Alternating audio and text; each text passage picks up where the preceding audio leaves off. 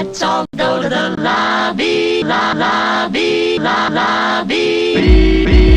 Let's all go to the. Let's all go to the. Let's all go to the lobby. Let's all go to the. Let's all go to the. Do the thing. What You is? start way too fast. I like can't even even just like doing bring my hands it's away. fine. It's you got to be fast. you got to be fast. My name's Adam Obesis Rodriguez. This is Marco Dupa. What up? If you don't know, and we are here with you for yet another One Reel In podcast in October, which means it's going to be a spooky film. It's also not so sober. Say it, Marco. October. That's right. And because of that, we have to do a strong boy. We try to keep it. There's no like hard fast rules here, but we try to keep the ABV above double digit. You know? Yeah. Double digit and above, I should say. Yeah. Sorry for your UK viewers. Double digit and above. Yeah. So Does that mean you technically cussed in the beginning of the? you may have to bleep it out. Do I have to blur that? Yeah, blur it. With that being said, Marco, what do we have? What do we have here? Well, this is a world-renowned Belgian ale, the Straf Hendricks Bruges Quadruple Wow. Ale. So a quad is going to get you right in the neighborhood that we want to be. It's true. 11% ABV Dangerous. on this guy. Yeah. Product of Belgium. Mm-hmm. Wow. It's not a Trappist ale, just a Belgian strong boy. There's a cold read on it. Do you want to do the cold read or do you want me to do it? You should do it. Okay. I was hoping you'd say that. So the cold read goes as follows. For 5 generations, both the eldest son of the brewer's family and their beers were called Henry or Hendrik. Following the family tradition, this unique quadruple ale is still being brewed according to the original recipe by the, quote, De Haveman family brewery, which has been located in the historical heart of Bruges since 1856. For the transportation of its ale, the brewery built a 3.2 kilometer underground beer pipeline. That's a really long beer pipeline. As a world's first. Traditional top fermented ale with bottle fermentation. Imported by V10 Importers Inc. of Chantilly, Virginia. Yeah, There you go. that's what we got. There you go. I knew there was something even more interesting about this beer. I was told that story a long time ago. Okay. When I first actually started working at Red Light. Yeah, I saw you nodding along. About the pipeline. Yeah. Yeah. The beer pipeline. Yeah. Okay. It all came back to me. That's great. So I'm a bit parched, Marco. Yeah. I usually intro the movie itself. Yeah. But I'll let you do it this time. What's the name of the movie that we're watching today? Today we bear witness to a 2021 modern masterpiece. That's right. Malignant. Mm-hmm. Malignant. Yeah. A James Wan film. Yeah. James Wan joint. A James Wan joint of Saw fame. Yeah. And what else did he do? He's got another one under his belt. Oh, he's done plenty. Well, like another big movie. Yeah. Yeah. James Wan is actually from Australia, if you didn't know. James Wan.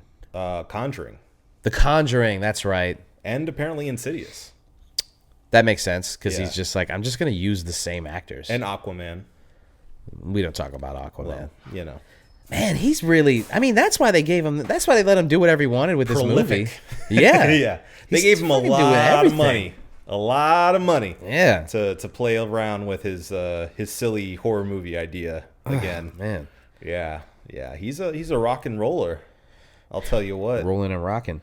Yeah. All right, well, do you want to like run down his stats? I'll crack these open and pour them. Sure. Yeah. Let me guess look up his filmography. Yeah. Let me do that for us real quick. Okay.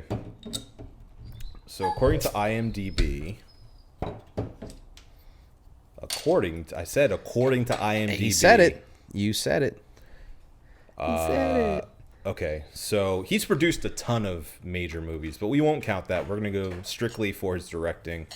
He did Malignant, Aquaman, the MacGyver TV series, apparently. Didn't even know that. Oh, yeah, that's right. Conjuring 2, Fast and Furious 7. That was the one. That's the one that I was Yeah. misremembering. I'm like, I know he's in.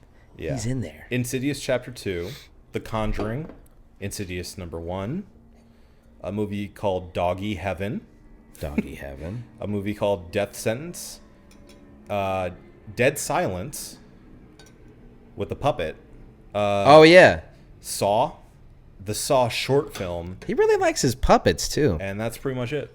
That's that. He had a student film before that. But yeah, I mean, meteoric rise, you could say. Yeah. After a couple of fumbles there. Yeah, I mean, it feels like Hollywood is firmly entrusting James Wan in whatever he wants to do. The man's been on a tear. Ever since. Yeah. Really? As soon as we start recording, She was fine this entire time. the whole time, Yeah. it'll be fine. Yeah, okay. It'll be fine. Yeah. Yours I got all the way through, and then this bubbled up on me. Oh, I see. Maybe Well, it was the narrowness of the glass, but Cheers. Oh, thick. Oh.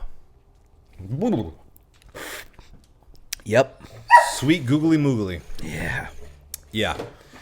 But anyway, Yeah. as we were saying, we watched this film because last week was so unentertaining. I will say I have seen this film before, and I wanted to bring it up as sort of an olive branch. Yeah. Of like, I'm sorry. Let's watch something fun now. That's nice of you. And I mean, straight off rip. Did I succeed? Was it more fun than last week? I need to know. Yes. That's good.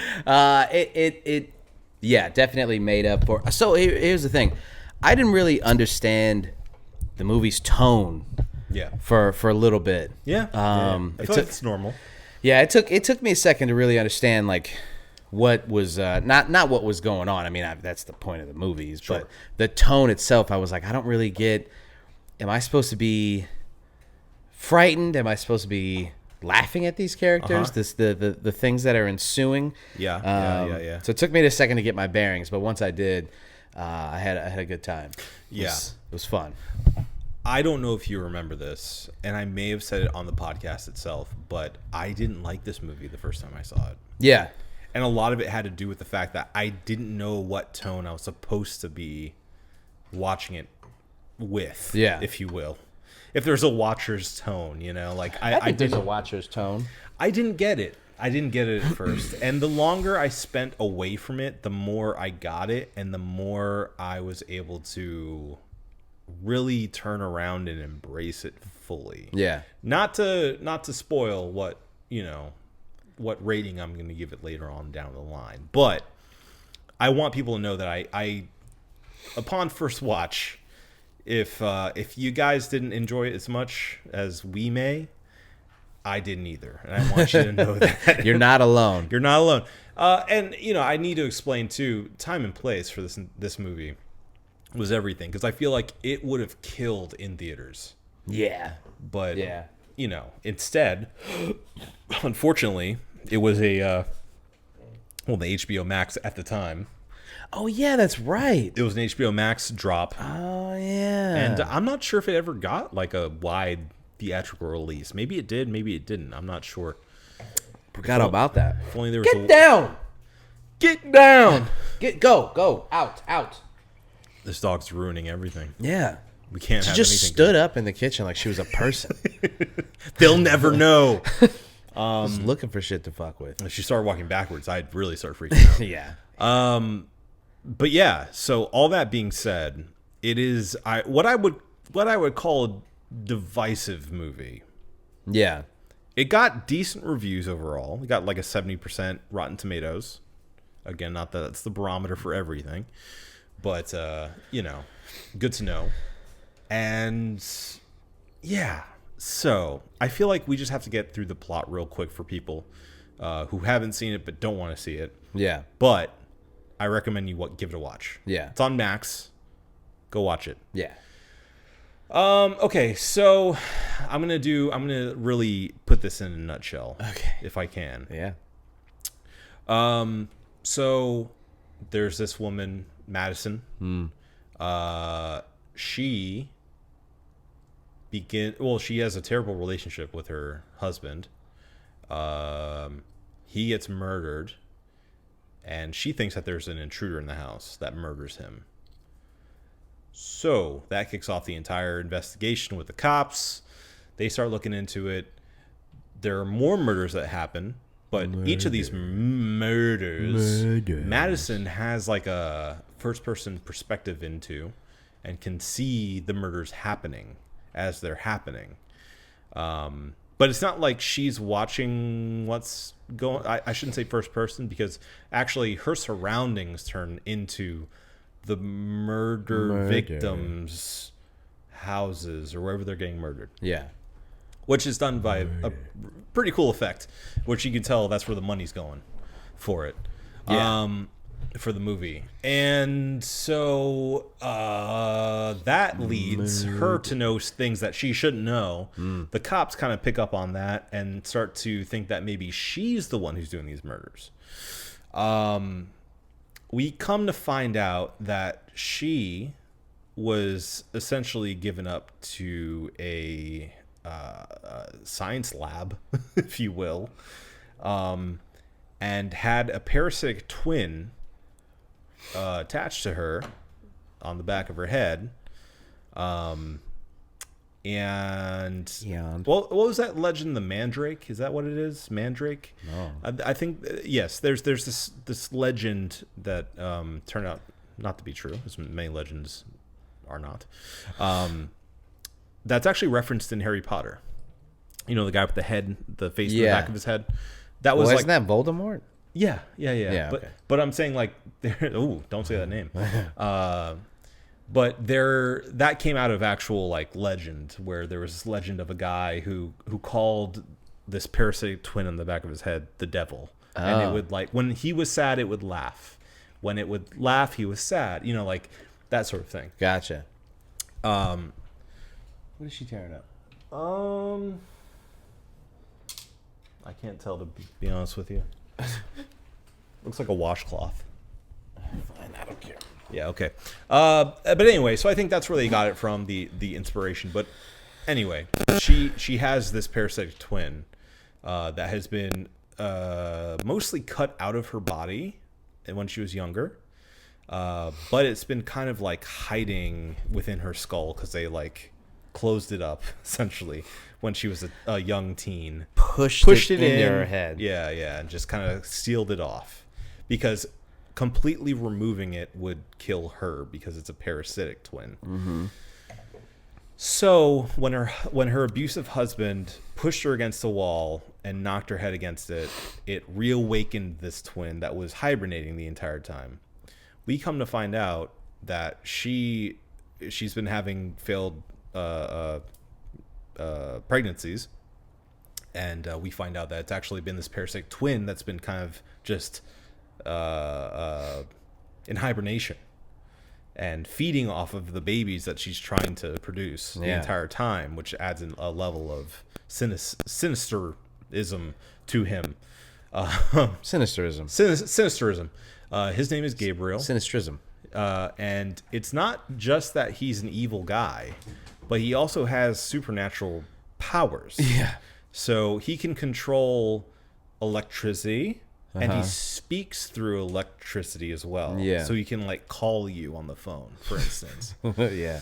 So that's never really explained, but that's why like she was in this experimental hospital unit, I guess, because she was like a special freak of nature, right? Quote unquote. Anyway, so we find out that this entire plot has been for Gabriel to get back at all of the nurses and doctors who tried to cut him out of her life, essentially, to remove him. It's just been this vengeance plot. Okay. To kind of sum it up at the end, she is able to flip the script on him because they share the same brain, and is able to get the willpower, I guess, to Uno reverse card the mental game that he's been playing on her this entire time. Yeah. To now kind of imprison Gabriel. Frank. To imprison Gabriel in his own like mental cell. Yeah. Until next time. And well, yeah, because I don't know if you said this, but like she's the one who's been committing the murders. Technically, physically, her body has been, that's a great point I did not bring up, and I thank you for bringing it up. This entire time, Gabriel has been taking over her body while putting her in like a comatose state mentally. Right. And literally like reversing her body structure. Right. So like her arms are backwards. Earlier in the movie when he's revealed pretty early on, but he moves in a very unnatural way. Very weird. There's no explanation as to why he moves the way that he does. Right. So it's actually like him controlling her body, like puppeting it backwards. Yeah. Yeah. And he's able to like double conjoint her arms and stuff or whatnot and walk backwards. It's really gross. It's really gross. But yeah, so she's able to confine him in his own like mental brain cell, if you will. Yeah. And we get a little, hint towards the future of them making a sequel potentially, where you see a light bulb and you hear it flicker. You don't even see, you hear it flicker at the end. But her birth mother is still alive, and her stepsister is still alive. Yeah. By the end of it. And that's we don't know if the detective made it, do we? They don't reveal if he made it, because he just throws a knife. Yeah, I assume because they got him on the shoulder. The shoulder wound is not usually fatal. That's true. Yeah. So. Yeah. Yeah. Yeah. And that's that. Yeah. That's that. In a nutshell. That's the story. There's actually not that much more to it than that. There are nuances. There are details. Nuance. Yeah. But, okay, so let me just explain here. The reason why I didn't get it was because I wasn't watching it through the lens of it being like a Dario Argento movie. Yeah. And being like really over the top and like it taking itself seriously, but us not necessarily having to take it so seriously. Well, I think that it's James Wan's fault. Mm-hmm. The rules that are set out in the movie aren't really, I guess it's not really explained in the beginning, the kind of rules that we're setting out. And then because like some stuff, like, okay, so like at first it's an entity that she can see. At first you think it's like a ghost or something, like an evil spirit. Why? Because it's a James Wan movie. If you know anything about like modern horror movies, he sets it up in a way that feels like it's going to be like a ghost. Yeah, but it doesn't. Evil spirit. It doesn't make any sense though in the context of the movie. That's what I'm saying. Like I think he kind of breaks his own rules because the twist is that she's committing these murders, right? And so why? Given what we see in the intro, she couldn't have done those things. So right. There's no way for us to know that, like to think, like to deduce that she was doing those things. Yes, exactly. And that's right. Anytime that there's a twist in a movie, I feel like it's cheap if you can't make that deduction based on the evidence that's given to you, i.e. the movie. Yeah. So if you get to the end and it's like, but it was actually the wife. Yeah, and you're like, yeah, but there's you gave no breadcrumbs. There's nothing. I mean, halfway through the movie, I did make that connection. Together, yes, and then when they do the reveal, I like the way that they did the reveal because I didn't think he was actually attached to her. Yeah, I thought that the idea was like he was taking over telepathically somehow. Sure. But I did feel like she was the one committing the murders. I think that was pretty pretty clear once like about halfway through the movie. But the first like 30 to 45 minutes, it's not, you know, it would be impossible for you to guess that it's actually her committing these murders. Yeah. Well, that's true, but you know, the thing is, I didn't feel like it was that cheap per se, because I feel like that's part of the twist in a way, where it's like we anticipate it being this way, and it's not that at all. Like, that's not the movie we're watching. So, I mean, maybe it helps if you know who James Wan is and you're kind of expecting one thing and you get something else. Yeah, because they do explain it away pretty tidily, where they're like, we're seeing what she's seeing. Yeah. And that's how she's able to, like, function. Yeah. Is because Gabriel kind of pulls the wool over her eyes every time he's doing a murder, for the most part. And, like, you know, separates her from him. Yeah. To do those murders. But I get what you're saying, because like there's the moment that she sees a ghost when before she locks up the door and everything, she sees a ghost. Mm-hmm. And like the doors keep open. Oh shit! Almost knocked that over. The doors keep opening. You know, in the beginning, like the first 30 minutes of the movie, it's like it's like a ghost story. Yeah, the doors open, the windows she sees open. Like a figure under the light. What was that? Just her? What was that? That didn't even make any sense. Yeah, she didn't see herself standing outside to creep herself out. Right. You know, so what, Frank? Yeah.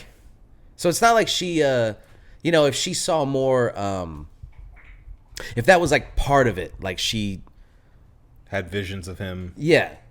Then I guess that would kind of explain it more. That's fair. But she has visions of. I mean, I guess she has an out of body vision of. But then, how can she see? That doesn't make any sense either, because how could she have seen? How could she have a vision? How could she have an out-of-body vision when she's the one committing the murder? Because I think he takes over the brain and makes her sort of the back seat. So we're essentially, what I interpreted is we're seeing what Gabriel has been seeing this entire time before he was reawoken. Yeah. So he's been in the back seat, like literally seeing what's going on, like away, you know, like as a third person perspective of everything. But why? That's what I'm saying. Like, I think in the movie, I think it doesn't make literal sense, because he's not separated from the body. Yeah. Unless we're talking about like a spiritual being. I think that it would have been better or clearer if when she has these visions, it's her committing the murders. And then she wakes up and she's like, what have I done? Right. Yeah. And then, but then she wakes up back in her house or something. Or she doesn't even have to be like, she doesn't even have to know or have like physical evidence of what she'd done. She could still have visions of somebody else committing the murders, but like she should be the ones committing them in the visions. And then when she wakes up, she could be like, you know, I saw this happen. You know, it was like I was there. It was like I was doing it. That reminds me actually a lot of, do you know the series VHS, the horror series? Yeah. There's a new one. I don't know if you've seen it on Shudder. Plug. Plug. But there's one. Not to spoil anything, but there's one that is just about that. Is like somebody has like a dream in a first person perspective of murders. Yeah. And that's the only way they can kind of solve them is based on that person's dreams. Yeah. So that, I think that would make a lot of sense. I think that would. Because her watching it take place doesn't make sense, because she's technically on the back of his head, so she should be just seeing like the ceiling as it's happening. Yeah. Right? Yeah. And not being in like the part where the detective finds her and she's in the vision and she's like, you know, he's still there. She's looking at the detective enter the room post like the murder happening, and he's actually like on the ceiling. Yeah. It like, you know, it wouldn't make sense in perspective of where literally her eyes are. Right. So that kind of like confuses it confuses your like perception of events. And so what's actually happening. Yeah. I mean, I know like we're in the nitpick section. So Sure. This is the part of the movie that I really don't care about. You know, like it's fine. okay, we're in the understanding that this is what happens when the murders happen, right? Yeah. That's just what the universe is. That's what it doesn't bother me a lick on second viewing. Yeah. Well, it's my first viewing, and it bothers me. It bothers the hell out of me. Understandable. But, for me, I'm going to start with some of my positives here. No, why are you starting with positives? We start with the nitpicks, then you go to positives. Okay. More nitpicks. All right. So nitpicking, I think it struggles to find its tone. And it's tough because it's also a benefit in a way. Because I like how weird it is. Yeah. Like, it's so uniquely itself. And it's something that I've thought about a lot since my first viewing that I really didn't like upon first viewing was like, what the fuck is this movie? Like, is this... Yeah. Like, it's not even in, like, a Twin Peaksy way. Because at least that has, like, a tone that it, like, settles over the entire thing. It's always kind of eerie. Yeah. Even when it's slapsticky, like there's always like the threat of something outside of it. This one was like, all right, we're like, this guy is always getting hit on by all the girls, or always hitting on the girls. Yeah. And like, there are like legitimate action sequences in the movie as opposed to it being just like a horror slasher. No, dude, when we're in like the back half of the movie and it's like revealed and we're just like that scene in the police Gabriel station just goes hog wild. No, and it's like legitimate fight choreography. It's an action set piece. Yeah. And it's awesome. It's like what is happening? But it doesn't fit. It doesn't fit at all. It doesn't fit according to what the movie we think we're watching is. Yeah. Because there are plenty of really high quality scares. There are plenty of high quality visual scares in it as well. Lots of good tension built. Yeah. I feel like it does a really good job of being a traditional horror movie in that sense. I mean, James Wan knows what he's doing, right? He's made some modern day classic horror movies. He knows what he's doing with building tension and horror in those sequences. But it builds up to this crescendo of just violence. And it's like, what are we doing here? Yeah. But in a way that now, like, I really enjoy. Like, it's fun for me. You're sneaking into positives. Sorry. I know what you're doing. Sorry. You're trying to backdoor into positives. I'm sorry. But there are at least a handful of things that I feel like don't work within the movie itself.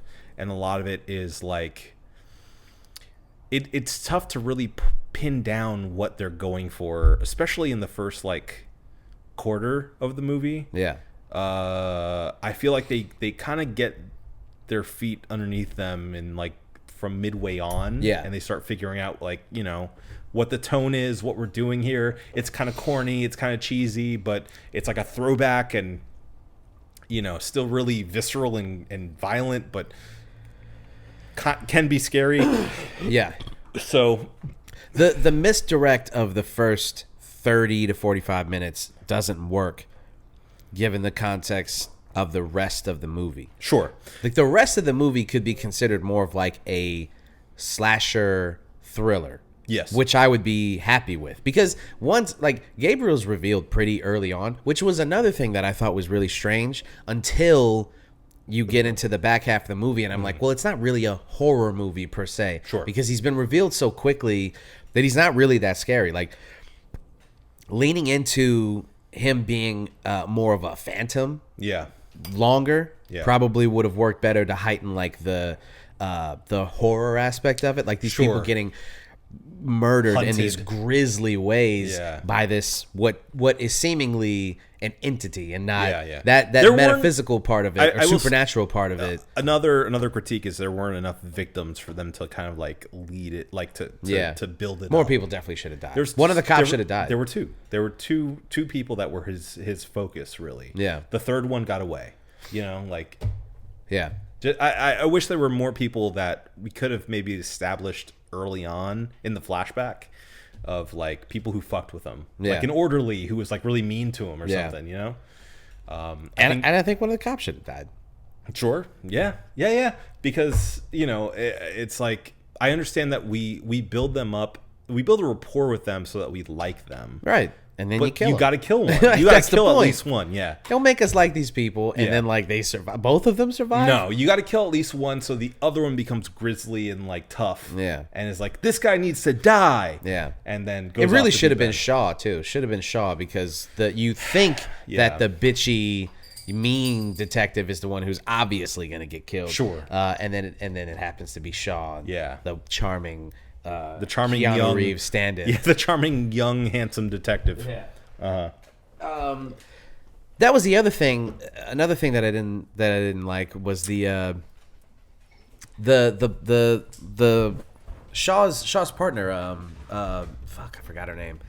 The black detective, the black woman, the Wanda Sykes stand-in. The one Sykes stand-in, yes. Her skepticism just doesn't make any sense given the events of the movie. Like after a while, you're like, what more do you need to see? Sure. Yeah. It's frustrating. It's one thing for a horror movie, for like Regina Moss. Regina Moss. That's not her. That's her. Oh yeah, her she character calls her name. Reg. Her That's character right. Reg. Yeah, it's another thing. Nicole Brianna White is her real name. It's one thing for a character to hear a bump in the night and Frank, come here. It's one thing for a character to hear a bump in the night and go investigate. That's a silly thing that people do in movies, but it's a trope and it builds the tension and it gets us where we need to go. Sure. The skepticism after a while is just like, okay, she's described these murders. She's given you what the murderer looks like. Now the murderer has called you where it happened while she's sitting right next to you. Yeah. In any other event, you would be like, well, all right, that's fishy. Why would I? Yeah. Like, she doesn't need to be locked up. If anything, she needs to be supervised even more. Yeah. They just put her in lockup, and then for some reason, the guard is like in another building. Dude, that scene, although it was awesome, like her killing everybody and like the big reveal of, oh, it's been her the whole time. Yeah. Because that's when we get the big reveal. Yeah. It's like she, Which, I don't know if you realize, has Zoe Bell in it. No. Yeah. Who was she? She was the woman with the mullet She was? who was picking on her the entire time. Yeah. That was Zoe Bell? That was Zoe Bell, yeah. They put some makeup on her. She didn't have her Australian accent. Yeah. She's Australian, right? I think, no. Zealand? No, she's New Zealand. Because remember, they make a big deal about She's that. an Aussie. No. She's a Kiwi. And, oh, no, wait. Is she? You never call her Aussie Kiwi. Maybe she's Australian.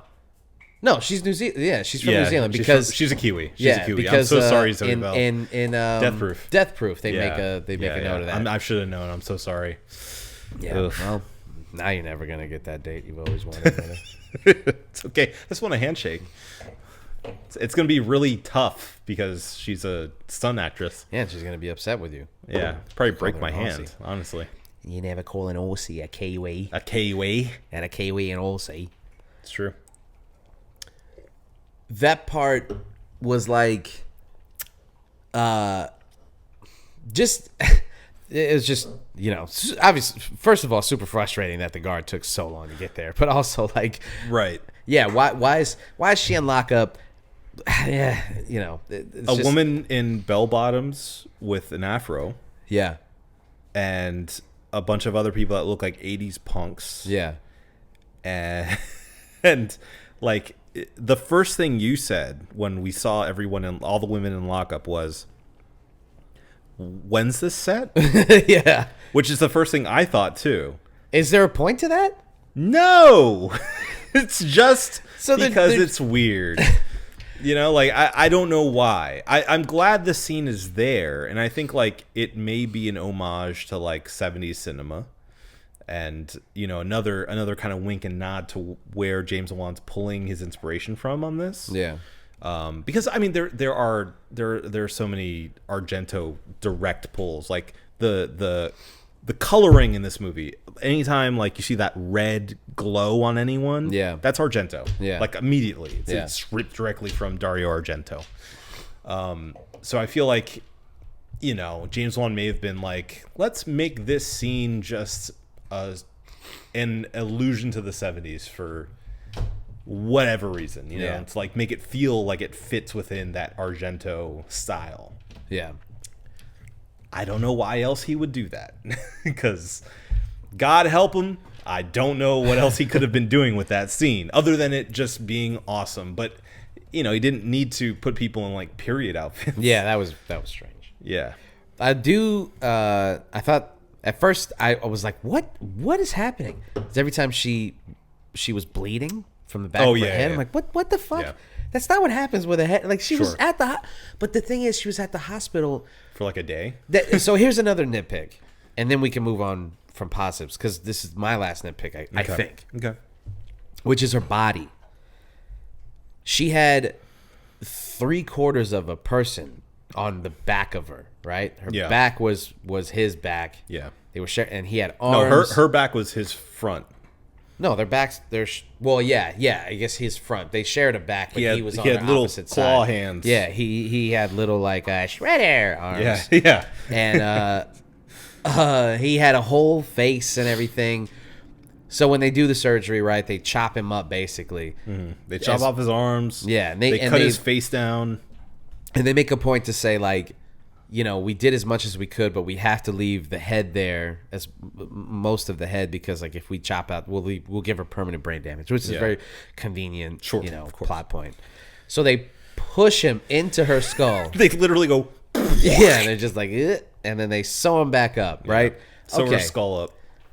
And and this part, I guess, can transition us into the positives, because it's like, on the one hand, it's a nitpick because I'm like, it just doesn't make any sense. Every time he takes over, he pushes his head out of her skull. Yeah. And then when he's not around, her skull just closes back up. The doctors wouldn't have checked the head injury that she sustained like that night. That night they got into a fight. The first time it happened. Yeah. So when she goes to the hospital, they wouldn't check the giant, like, gash in her brain. Like, they would have found Gabriel. Sure. But then again, on the other hand, the movie, once I realized, like, how weird and what he was going for, it doesn't matter. That's really, and at that point, no, you can let it go. And that's what I did. Let it go. So I just needed to point those things out because they did bother me in the beginning. Yeah. But once you get, halfway through the movie, you're just like, it doesn't matter. It does. It really none doesn't. of that matters. It really doesn't. Some wild stuff happens after that, and you're like, okay. I'm not. All right. Yeah. All right. Fine. I just don't like when a movie doesn't have any rules. I just think that's a big flaw, especially in horror movies. You have to abide by the rules you set. And he just, although I enjoyed the movie, I did. Yeah. Spoiler alert, I liked the movie, so it's gonna get a positive rating. But I don't like because when you set rules and then you break them, then you can just do anything. Sure. That's why movies like Friday the 13th, although they're enjoyable, they don't work. When the rules get broken all the time. Every time he comes back, you're just like, well, then what was the point of the last 3 movies? Yeah. If you're just gonna break the rules, same thing with, like, Halloween. It doesn't. Freddy works because the point is that he breaks the rules. He goes in and out of reality. He's in and out of consciousness. Yeah. Like, the point is that he can do that. Even Freddy has broken his own rules.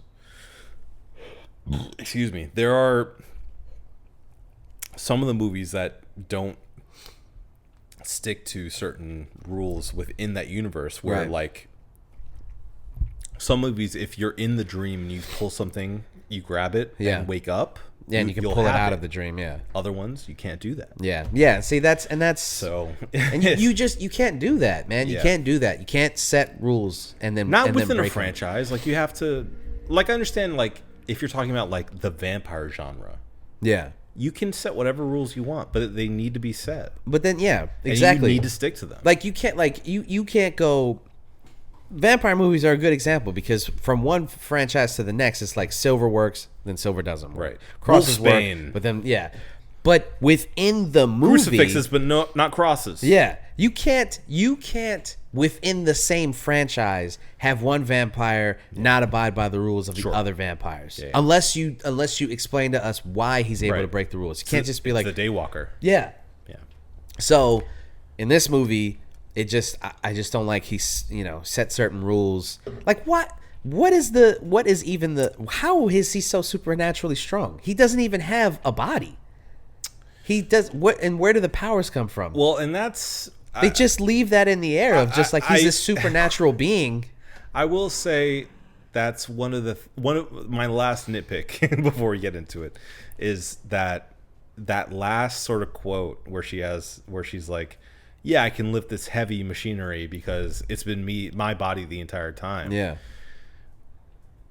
Yeah, but like it's still just a human body. Yeah. Like how is he able to like puppet your body to be like this Spider-Man essentially that can jump around, has supernatural strength. He's facing backwards. He has to break her arms to even use them. Right. Like it would have gone a long way for her to be like in the daytime being like, oh man, my joints really hurt. Like what?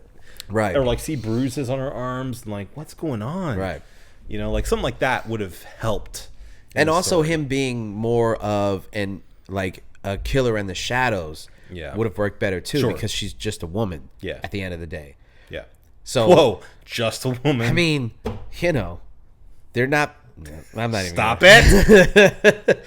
But yeah, just a person. Given Gabriel supernatural powers, it doesn't really break the rules because the rules aren't set in that regard. But it does make it harder for you to discern if it's Madison the whole time because she's just a normal person and he basically has superpowers. He does. Super strength and being able to control electricity and stuff like. Yeah. He has superpowers. Yeah. So he's supernatural. I think it would have worked better if she exhibited abilities. Sure. She like does. If she was like a psychic or something. Yeah. Yeah.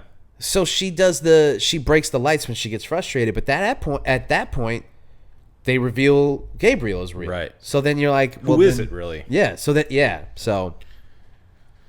yeah.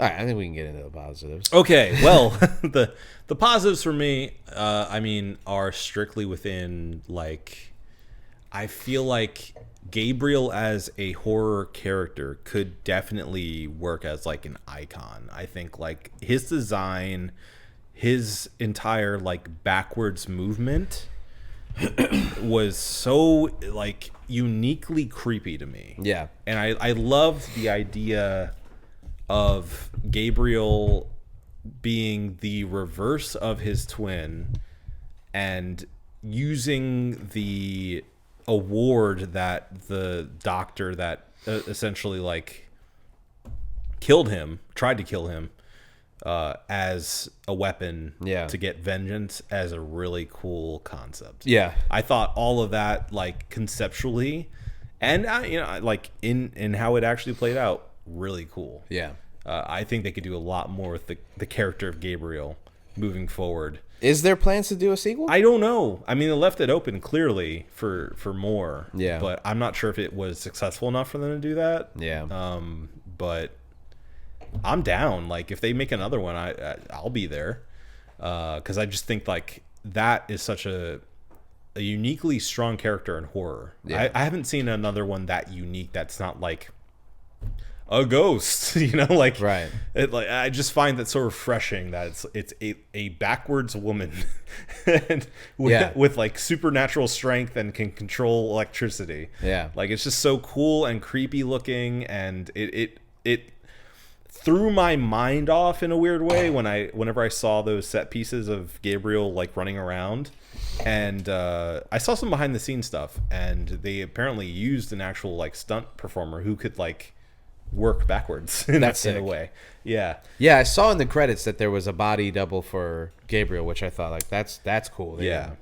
And whenever you see like because when Gabriel's doing his stuff, like they have Madison's face on the back of his head. Yeah.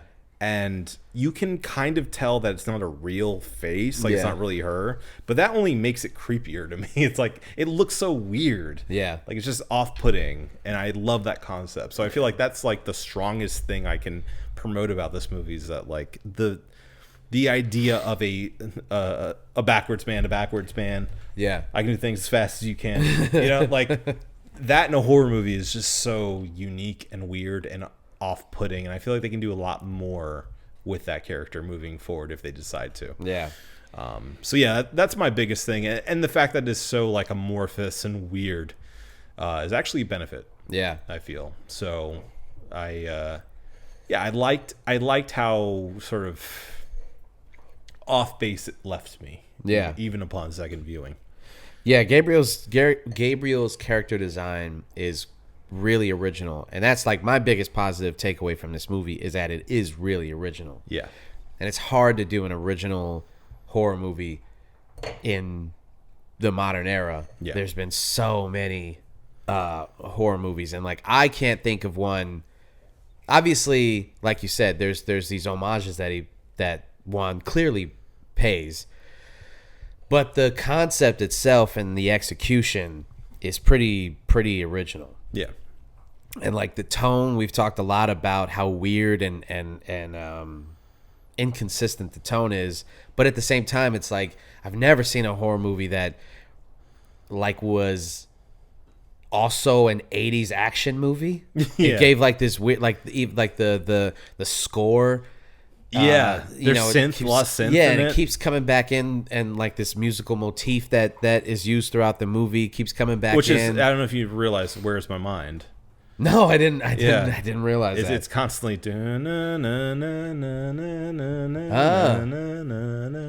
Yeah, they have like an original arrangement of "Where's My Mind." Makes sense. Yeah. Fitting. Yeah, I thought that was really cool.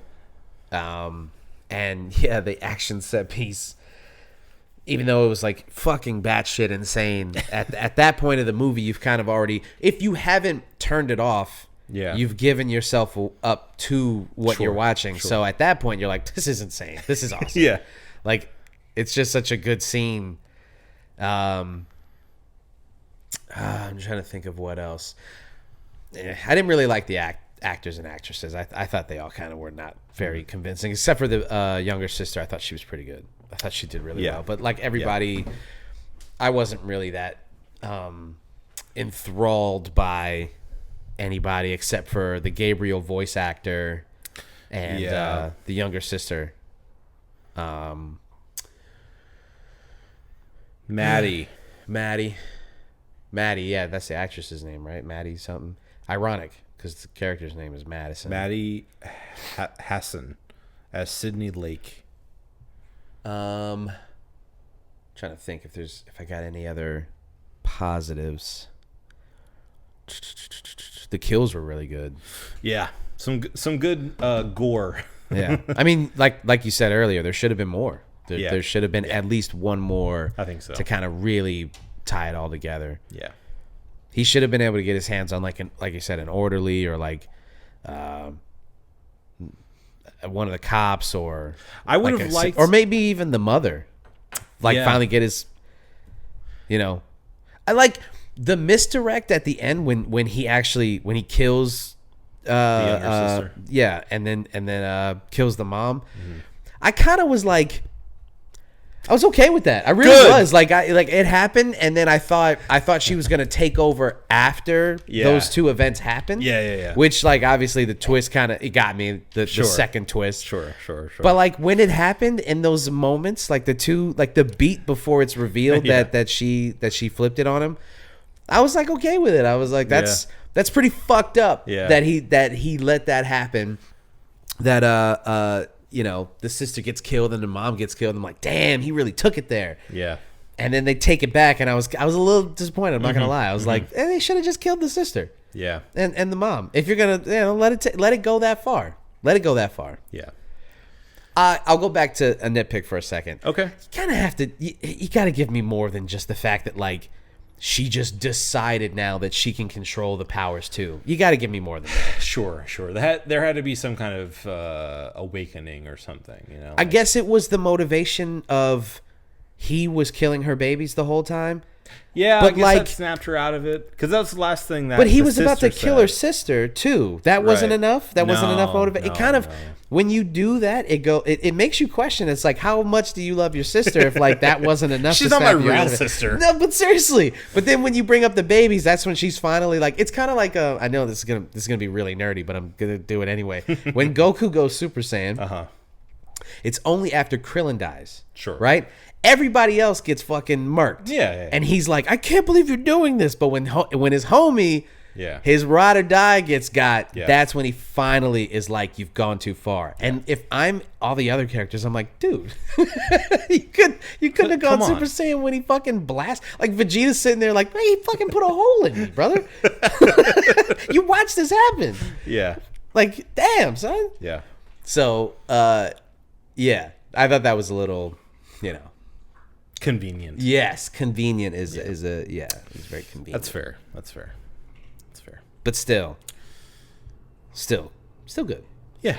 Yeah. I feel like a notable increase of fun. Yeah. Compared to last week. Oh yeah. So yeah.